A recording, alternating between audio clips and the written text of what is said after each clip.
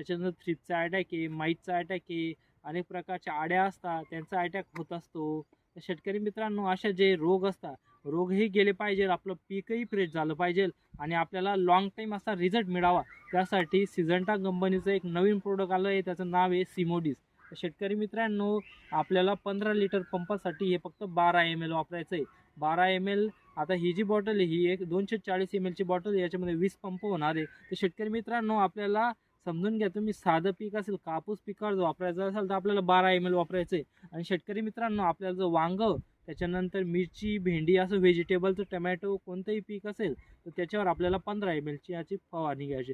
शेतकरी मित्रांनो, याचं कार्यकाळ डोस आहे, जर तुम्ही वापरल्यानंतर याचा रिझल्ट हा 15 ते 20 दिवसापर्यंत आपल्याला पाहायला मिळत असतो. आणि शेतकरी मित्रांनो, एक गोष्ट अशी की आपलं जे औषध मारलं गेलंय, तो औषधाचा प्लॉट पाहून 4 लोक थांबले पाहिजे आणि काय मारलं असं विचारलं पाहिजे.